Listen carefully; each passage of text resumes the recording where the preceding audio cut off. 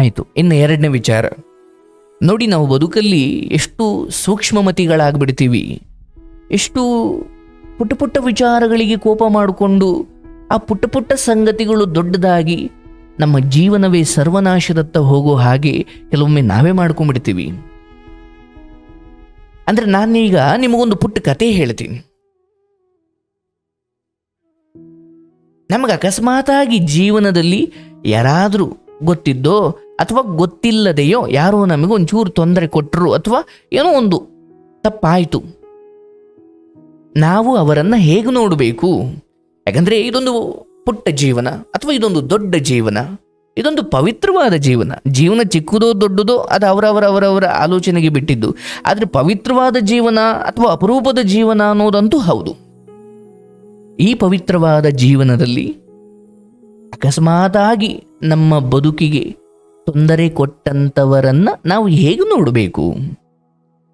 ನೋಡಿ, ನಿಮಗೊಂದು ಕತೆ ಹೇಳ್ತೀನಿ. ಒಮ್ಮೆ ಹೀಗಾಯಿತು. ಒಬ್ಬ ಪಂಜಾಬಿನ ಅಥವಾ ಅವತ್ತಿನ ಕಾಲಕ್ಕೆ ರಾಜರ ಆಡಳಿತದ ಸಮಯದಲ್ಲಿ ಪಂಜಾಬ್ ಪ್ರಾಂತ್ಯಕ್ಕೆ ಒಬ್ಬ ರಾಜ ಇದ್ದ.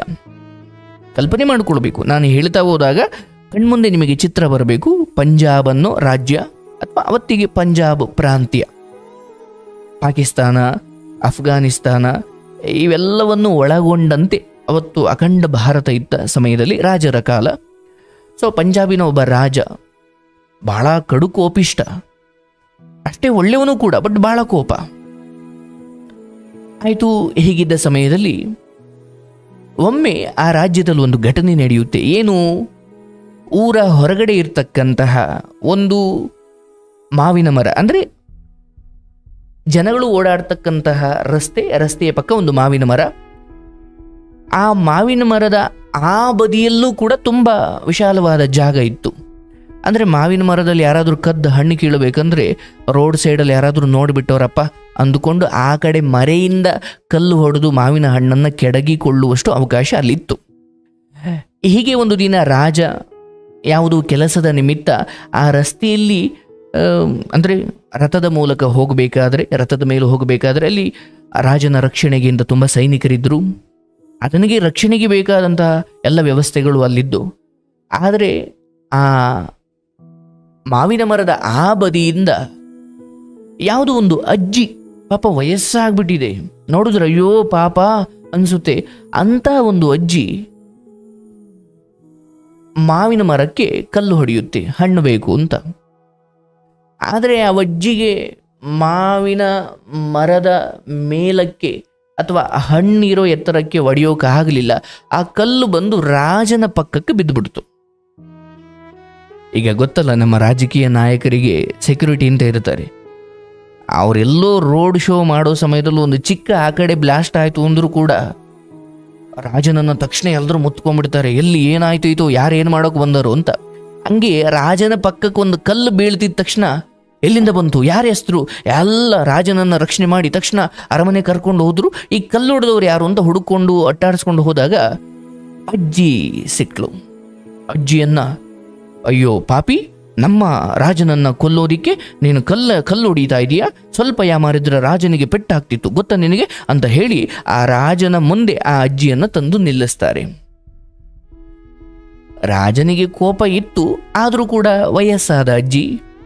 ಈ ಅಜ್ಜಿ ನನ್ನನ್ನು ಯಾಕೆ ಕೊಲ್ಲೋ ಪ್ರಯತ್ನ ಮಾಡುತ್ತೆ, ಅಥವಾ ಈ ಅಜ್ಜಿ ಇಂಥದ್ದೇನೋ ಕಲ್ಲೆಸ್ದು ನನ್ನನ್ನು ಕೊಲ್ಲೋ ಯೋಚನೆ ಈಕೆಗೆ ಇರ್ಲಿಕ್ಕೆ ಸಾಧ್ಯನಾ? ಆಯಿತು, ಯಾಕೆ ಅಂತ ಕೇಳಿ ನೋಡೋಣ, ಆಮೇಲೆ ಶಿಕ್ಷೆ ಕೊಡೋಣ ಅಂತ. ಅಜ್ಜಿ, ಯಾಕವ ನೀನು ಕಲ್ಲು ಹೊಡೆದೆ, ಏನು ಕಾರಣ ಅಂತ ಕೇಳಿದಾಗ ಆ ಅಜ್ಜಿ ಅಳೋಕೆ ಶುರು ಮಾಡ್ತು. ಅಯ್ಯೋ ಅಳಬೇಡವ್ವ, ಏನಾಯ್ತು ಹೇಳು. ಆಗ ಅಜ್ಜಿ ಹೇಳುತ್ತೆ, ಸ್ವಾಮಿ, ನಾನು ತುಂಬ ಬಡವಿ, ನಾವು ಭಿಕ್ಷೆ ಬೇಡ ಬದುಕ್ತೀವಿ, ನನಗೆ ಗಂಡ ಇಲ್ಲ, ಮಗ ಇಲ್ಲ, ಒಬ್ಬ ಪುಟ್ಟ ಮೊಮ್ಮಗ ಇದ್ದಾನೆ, ನನ್ನ ಮಗಳು ಸತ್ತು ಹೋಗ್ಬಿಟ್ಲು, ಮಗಳ ಮಗ. ನಾನು 3 ದಿವಸದಿಂದ ಭಿಕ್ಷೆ ಬೇಡ್ತಾ ಇದ್ದೀನಿ, ಯಾರೂ ಒಂದು ಸ್ವಲ್ಪ ಆಹಾರ ಕೂಡ ಕೊಡ್ತಾ ಇಲ್ಲ. ನನ್ನ ಮೊಮ್ಮಗ 3 ದಿವಸದಿಂದ ಹಸ್ಕೊಂಡು ಗುಡಿಸ್ಲಲ್ಲೇ ಇದ್ದಾನೆ ಸ್ವಾಮಿ, ಎಲ್ಲೂ ಅನ್ನ ಸಿಗಲಿಲ್ಲ. ಹಾಗಾಗಿ ಈ ಮಾವಿನ ಹಣ್ಣನ್ನಾದರೂ ತಗೊಂಡು ಹೋಗಿ ಆ ಮಗುವಿಗೆ ಕೊಡೋಣ, ಅದರ ಹಸಿವನ್ನು ನೀಗಿಸೋಣ ಅಂತ ಆ ಮಾವಿನ ಮರಕ್ಕೆ ಕಲ್ಲು ಹೊಡೆದೆ. ಆದರೆ ನನಗೆ ತ್ರಾಣ ಇಲ್ಲ, ಶಕ್ತಿ ಇಲ್ಲ, ಆ ಮರದ ಎತ್ತರಕ್ಕೆ ಹೊಡೆಯೋಕ್ಕಾಗಲಿಲ್ಲ. ಆ ಕಲ್ಲು ಬಂದು ನಿಮ್ಮ ಹತ್ರ ಬಿತ್ತು ಸ್ವಾಮಿ, ನಂದೇನೂ ತಪ್ಪಿಲ್ಲ, ಅಥವಾ ನಾ ಉದ್ದೇಶಪೂರ್ವಕವಾಗಿ ನಾನು ಹೊಡಿಲಿಲ್ಲ ಸ್ವಾಮಿ ಅಂತ ಆ ಅಜ್ಜಿ ತುಂಬ ಗೋಗರ್ದು ಕೇಳ್ಕೊಳ್ತು. ಪಾಪ ರಾಜ ಹೆಣ್ಗರಳು ಅಳು ಬಂದ್ಬಿಡ್ತು ರಾಜನಿಗೆ. ಅಯ್ಯೋ, ನಮ್ಮ ರಾಜ್ಯದಲ್ಲಿ ಇಷ್ಟೊಂದು ಬಡತನ, ಒಂದೊತ್ತಿನ ಊಟಕ್ಕೂ ಕಷ್ಟ ಇರೋ ಒಂದು ಅಜ್ಜಿ ಇಷ್ಟೊಂದು ವ್ಯಥೆ ಪಡ್ತಿದ್ದಾರ ಅಂದ್ರೆ ಅವನು ಮನಸ್ಸಲ್ಲಿ ಅಂದ್ಕೊಳ್ತಾ ಇದ್ದಾನೆ, ಛೇ ಛೇ ಛೇ ಛೇ, ಒಬ್ಬ ರಾಜನಾಗಿ ನಾನು ವಿಫಲನಾಗ್ಬಿಟ್ನಲ್ಲ. ಯಾಕಂದ್ರೆ ಅಲ್ಲಿರೋರೆಲ್ಲ ಅಂದ್ಕೊಳ್ತಿದ್ದಾರೆ ಈ ಅಜ್ಜಿಗೆ ಏನಾದರೂ ಶಿಕ್ಷೆ ಆಗುತ್ತೆ ಅಂತ. ಆದರೆ ರಾಜ ಕತೆ ಕೇಳಿದ ಮೇಲೆ ಆ ಮಂತ್ರಿಗೆ ಆಜ್ಞೆಯನ್ನ ಮಾಡ್ತಾನೆ. ಏನು, ಈ ಅಜ್ಜಿಗೆ 1000 ನಾಣ್ಯ, ಚಿನ್ನದ ನಾಣ್ಯಗಳನ್ನು ಕೊಟ್ಟು ಆಕೆಗೆ ಮರ್ಯಾದೆಯನ್ನು ಕೊಟ್ಟು ಮರ್ಯಾದೆ ಮಾಡಿ ಆಕೆಯ ಗುಡಿಸಲವರೆಗೂ ತಗೊಂಡು ಹೋಗಿ ಬಹಳ ಸೇಫ್ ಆಗಿ ಬಹಳ ಎಚ್ಚರಿಕೆಯಿಂದ ಆ ಅಜ್ಜಿಯನ್ನು ಅಲ್ಲಿಗೆ ಜೋಪಾನವಾಗಿ ಬಿಟ್ಟು ಬನ್ನಿ. ಎಲ್ರಿಗೂ ಆಶ್ಚರ್ಯ, ಅರೆ ಕಲ್ಲು ಹೊಡೆದವ್ರಿಗೆ ಶಿಕ್ಷೆ ಕೊಡಬೇಕು, ಅಂಥದ್ರಲ್ಲಿ ಕಲ್ಲು ಹೊಡೆದವರಿಗೆ 1000 ಚಿನ್ನದ ನಾಣ್ಯ ಪಾರಿತೋಷಕ, ಇದ್ಯಾವ ಸೀಮೆ ನ್ಯಾಯ ಅನಿಸ್ತಲ್ಲಿದ್ದವ್ರಿಗೆಲ್ಲ. ಸರಿಯಾಯಿತು, ಆ ಅಜ್ಜಿಗೆ ಗೌರವ ಕೊಟ್ಟು ಆ ಅಜ್ಜಿಗೆ ಚಿನ್ನದ ನಾಣ್ಯಗಳನ್ನು ಕೊಟ್ಟು ಮರ್ಯಾದೆಯ ಮೂಲಕ ಅಥವಾ ಗೌರವಾನ್ವಿತವಾಗಿ ತಗೊಂಡೋಗ್ಬಿಟ್ಟು ಬಂದಾಯಿತು. ಎಲ್ರಿಗೂ ಒಂದು ಪ್ರಶ್ನೆ, ಇದ್ಯಾಕೆ ರಾಜರು ಹಿಂಗೆ ಮಾಡಿಬಿಟ್ರು ಅಂತ. ಆಗ ಮಂತ್ರಿ ಕೇಳ್ತಾನೆ ಹೀಗೆ ಸ್ವಲ್ಪ ಏಕಾಂತದಲ್ಲಿದ್ದಾಗ, ಸ್ವಾಮಿ, ನಿಮ್ಮ ಕಡೆ ಕಲ್ಲು ಎಸ್ದವರಿಗೆ ಶಿಕ್ಷೆ ಕೊಡ್ತೀರಾ ಅಂದುಕೊಂಡ್ರಿ, ನೀವು ಚಿನ್ನದ ನಾಣ್ಯಗಳನ್ನು ಕೊಟ್ರಿ, ಇದು ಯಾವ ರೀತಿ ನ್ಯಾಯ, ನನಗೆ ಅರ್ಥ ಆಗ್ತಿಲ್ಲ ಅಂತನ ಮಂತ್ರಿ. ಆಗ ರಾಜ ಹೇಳೋ ಮಾತಿದೆಯಲ್ಲ, ಆತ ಹೇಳ್ತಾನೆ, ಮಂತ್ರಿ ನೋಡಪ್ಪ, ನಮ್ಮ ಜೀವನದಲ್ಲಿ ಯಾರ್ಯಾರನ್ನೂ ನಾವು ಶತ್ರುಗಳನ್ನಾಗಿ ಮಾಡ್ಕೊಳ್ತೀವಿ, ಯಾರ್ಯಾರನ್ನೂ ನಾವು ಚಿಕ್ಕ ಪುಟ್ಟ ವಿಚಾರಗಳಿಗೆ ದ್ವೇಷ ಕಟ್ಟಿಕೊಳ್ತೀವಿ. ಈ ಅಜ್ಜಿ ನನ್ನ ಮೇಲೆ ಕಲ್ಲು ಎಸೆಯಬೇಕು ಅನ್ನೋ ಉದ್ದೇಶದಿಂದ ಎಸ್ತಿದ್ದಲ್ಲ ಒಂದು. ಎರಡನೇದು, ನೋಡಪ್ಪ, ಈ ಅಜ್ಜಿ ಎಸೆದ ಕಲ್ಲು ಮಾವಿನ ಮರಕ್ಕೆ ತಲುಪಿದ್ರೆ ಅಥವಾ ಮಾವಿನ ಮರದ ಹಣ್ಣಿಗೆ ಹೊಡೆದಿದ್ರೆ ಆ ನಿರ್ಜೀವವಾದ ಅಥವಾ ಆ ಮಾವಿನ ಮರ ಆ ಅಜ್ಜಿಗೆ ಒಂದು ಹಣ್ಣನ್ನು ಕೊಟ್ಟು ಕಳಿಸ್ತಿತ್ತು. ಕಲ್ಲೇಟು ತಿಂದು ಒಂದು ಹಣ್ಣು ಕೊಟ್ಟು ಕಳಿಸ್ತಿತ್ತು ಮಾವಿನ ಮರ. ಅಂಥದ್ರಲ್ಲಿ ನಾನು ಪಂಜಾಬಿನ ರಾಜ,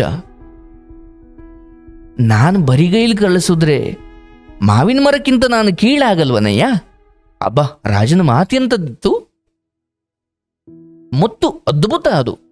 ರಾಜ ಹೇಳ್ತಿದ್ದಾನೆ, ಆ ಮಾವಿನ ಮರ ಕಲ್ಲೇಟು ತಿಂದು ಒಂದು ಹಣ್ಣು ಕೊಟ್ಟು ಕಳಿಸೋದಾದ್ರೆ ನನಗೇನು ಕಲ್ಲೇಟು ಬಿದ್ದಿಲ್ಲ.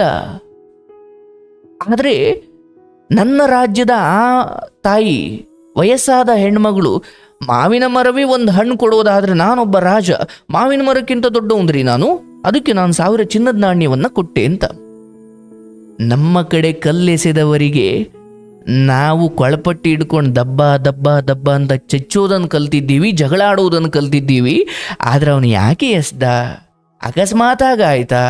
ಇದನ್ನೆಲ್ಲ ತಿಳ್ಕೊಂಡಾಗ ಬಹುಶಃ ನಾವು ಆ ರಾಜನ ರೀತಿ ಮನುಷ್ಯರಾಗ್ತೀವೋ ಏನೋ. ಇದೊಂದು ಕತೆ. ಆದರೆ ಇದು ನಮ್ಮ ಬದುಕಿಗೆ ಹೇಗೆ ತಗೊಳ್ಬೇಕು ನೋಡಿ. ಎಲ್ಲೋ ಗಾಡೀಲಿ ಹೋಗಬೇಕಾದ್ರೆ, ಗಾಡಿಯಲ್ಲಿ ಹೋಗೋ ಸಮಯದಲ್ಲಿ ಯಾವುದೋ ಹಿಂದ್ಗಡೆಯಿಂದ ಒಂದು ಗಾಡಿ ಟಚ್ ಆಗಿಬಿಡುತ್ತೆ, ಅಥವಾ ಏನೋ ಯಾರಿಗೋ ಕಲ್ಲು ಎಸಿಲಿಕ್ಕೆ ಹೋಗಿ ಅಥವಾ ಏನೋ ಮಾಡ್ಲಿಕ್ಕೆ ಹೋಗಿ ಅದು ನಮ್ಮ ಕಡೆ ಬಂದುಬಿಡುತ್ತೆ, ಅಥವಾ ಯಾರಿಗೋ ಬೆರಳು ತೋರಿಸ್ಲಿಕ್ಕೆ ಹೋಗಿ ಅದು ನಮಗೆ ತೋರಿಸಿದ್ದಾರೆ ಅಂತ ಅನ್ಸ್ಬಿಡುತ್ತೆ. ನಾವೇನು ಮಾಡ್ತೀವಿ, ನಾವೆಲ್ಲ ಪ್ರತಿಷ್ಠೆ ಇರುವರು, ಏನು ಅಭಿಮಾನಿ, ನಾವೆಲ್ಲ ತುಂಬ ಬುದ್ಧಿವಂತರು, ನಮ್ಮ ಕಡೆ ಯಾರೂ ಕೈ ತೋರ್ಸಂಗಿಲ್ಲ, ನಮ್ಮ ಗಾಡಿಗೆ ಯಾರೂ ಗುದ್ದಂಗಿಲ್ಲ, ನಮಗೆ ಸಚಿವರು ಗೊತ್ತ್ರಿ, ನಮಗೆ ಶಾಸಕರು ಗೊತ್ತು. ನಾವು ಇಂಥ ಚಿಕ್ಕ ಚಿಕ್ಕ ಅಹಂಕಾರಗಳನ್ನಿಟ್ಕೊಂಡು ಅಥವಾ ನಾವು ಇಂತಹ ನಿರಾಭಿಮಾನವನ್ನು ಅಥವಾ ಬೇಡದೇ ಇರೋ ಈ ಕೆಟ್ಟ ಗುಣಗಳನ್ನಿಟ್ಕೊಂಡು ಬದುಕನ್ನು ವಿಷಮಯ ಮಾಡಿಕೊಳ್ತಾ ಇದ್ದೀವಲ್ಲ. ಒಂದು ಕ್ಷಮೆ ಕೊಡಲಿಕ್ಕೆ ನಮಗೆ ಬರೋದಿಲ್ಲ.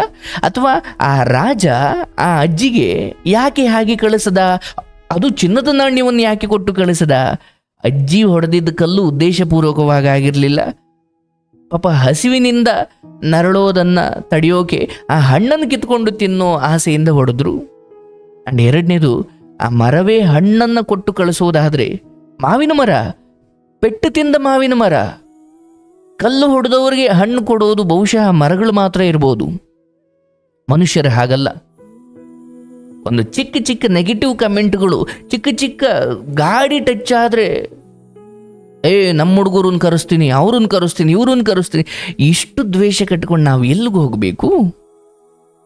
ನಾವೆಲ್ಲರೂ ಒಂದು ಪ್ರಪಂಚದಲ್ಲಿ, ಒಂದು ಸುಂದರವಾದ ಜಗತ್ತಲ್ಲಿ ಬದುಕ್ತಾ ಇದ್ದೀವಿ. ದ್ವೇಷಮಯವಾದ ಬದುಕನ್ನು ರೂಪಿಸಿಕೊಳ್ಳುವುದು ನಮ್ಮದೇ ತಪ್ಪು ನಿರ್ಧಾರವಾಗಿದೆ ಹೊರತು ಭಗವಂತನ ಶಾಪ ಅಲ್ಲ. ಇವನ ಬದುಕು ಪೂರ್ತಿ ದ್ವೇಷವಾಗಿರಲಿ ಅಂತ ಯಾರೂ ಶಾಪ ಕೊಟ್ಟಿಲ್ಲ. ನಾವು ನಮ್ಮ ಕಡೆ ತುಂಬ ಹುಡುಗರವ್ರೆ, ನಾನು ಗ್ರಾಮ ಪಂಚಾಯತಿ ಅಧ್ಯಕ್ಷ, ನಾನು ಜಿಲ್ಲಾ ಪಂಚಾಯತಿ ಅಧ್ಯಕ್ಷ, ನಮ್ದು ಆ ಪಕ್ಷ ರೀ, ನಮ್ಗೆ ಇನ್ಫ್ಲೂಯೆನ್ಸ್ ಇದೆ, ಹೀಗೆ ನಮ್ಮ ಅಹಂಕಾರಗಳು ಅಥವಾ ನಮ್ಮ ಈ ಬೇಡದ ಅಭಿಮಾನ, ಕೆಟ್ಟ ಅಭಿಮಾನ, ಅದು ನನ್ನನ್ನು ಯಾರು ಟಚ್ ಮಾಡಂಗಿಲ್ಲ, ನನ್ನ ಕಡೆ ಯಾರು ಗುರಾಯಿಸಂಗಿಲ್ಲ, ನನ್ನ ಗಾಡಿಗೆ ಯಾರು ಟಚ್ ಮಾಡಂಗಿಲ್ಲ. ಅರೆ ಕರ್ಮದ ಮುಂದೆ ನೀವು ಯಾರ್ರೀ? ಹೌದಲ್ಲ? ಹಾಗಾಗಿ ನಾವು ನಮ್ಮ ಕಡೆ ಯಾರಾದರೂ ಕಲ್ಲೆಸಿದ್ರೆ, ನಮ್ಮ ಕಡೆ ಅಕಸ್ಮಾತಾಗಿ ಯಾರೋ ಗಾಡಿಗೆ ಟಚ್ ಮಾಡಿದ್ರೆ ಅಥವಾ ಯಾರೋ ಒಂದು ಮಾತು ತಪ್ಪಾಗಿ ನಡ್ಕೊಂಡ್ರೆ ಕ್ಷಮಿಸೋಣ, ಅದರ ಹಿಂದಿನ ಉದ್ದೇಶ ತಿಳ್ಕೊಳ್ಳೋಣ. ಯಾಕಪ್ಪ ಅಂದೆ, ಏನಾಯಿತು? ಹಂಗೆ ತಿಳ್ಕೊಳ್ಳೋದ್ರಿಂದ ನಾವು ಚಿಕ್ಕವರಾಗ್ತೀವ? ಹೌದಲ್ವಾ? ಈ ಗುಣ ನಮ್ಮಲ್ಲಿ ಬರಬೇಕು. ಯಾವ ಗುಣ? ಆ ರಾಜನ ಗುಣ. ನಾವು ಚಿನ್ನದ ನಾಣ್ಯವನ್ನು ಕೊಡುವಷ್ಟು ರಾಜರಲ್ಲದೆ ಇರ್ಬೋದು, ಶ್ರೀಮಂತರಲ್ಲದೆ ಇರ್ಬೋದು, ಆದರೆ ಗಾಡಿ ಟಚ್ ಆಯ್ತಾ, ಪರವಾಗಿಲ್ಲ ಸರ್, ಪರವಾಗಿಲ್ಲ. ಹಂಗಂದಾಗ ಏನಾಗುತ್ತೆ? ಈಗ ನೀವು ಹೇಳ್ಬೋದು, ಸರ್ ಉದ್ದೇಶಪೂರ್ವಕವಾಗಿ ಗುದ್ದಿದ್ರೆ ಏನು ಸರ್ ಮಾಡೋದು? ಉದ್ದೇಶಪೂರ್ವಕವಾಗಿ ಗುದ್ದಿದ್ರೆ ಅದು ಬೇರೆ ಲೆಕ್ಕ. ಆದರೆ ಬಹುಶಃ ಯಾರು ಉದ್ದೇಶಪೂರ್ವಕವಾಗಿ ನಿಮಗೆ ಗುದ್ಲಿಕ್ಕೆ ಬಂದಿರಲ್ಲ, ಏನೋ ಅಕಸ್ಮಾತಾಗಿ ಎಲ್ಲ ಅವಸರದಲ್ಲಿರ್ತಾರೆ, ಏನೋ ಒಂದು ಗಾಡಿನೋ ಇನ್ನೇನೋ ಟಚ್ ಆಗುತ್ತೆ. ಹಾಗಾಗಿ ನಾವು ಸೂಕ್ಷ್ಮ ಮನಸ್ಥಿತಿಯನ್ನು, ಅದೇನು ಸೂಕ್ಷ್ಮತೆ ಇರಬೇಕು, ಎಲ್ಲಿರಬೇಕು ಅಲ್ಲಿರಬೇಕು. ಅದನ್ನು ಬಿಟ್ಟು ಚಿಕ್ಕ ಚಿಕ್ಕದನ್ನೆಲ್ಲ ದೊಡ್ಡದು ಮಾಡಿಕೊಂಡು ಹೋದರೆ ಜೀವನ ನೆಮ್ಮದಿಯಾಗಿರೋದಿಲ್ಲ. ಇದು ನಾವು ಅರ್ಥ ಮಾಡಿಕೊಳ್ಬೇಕು.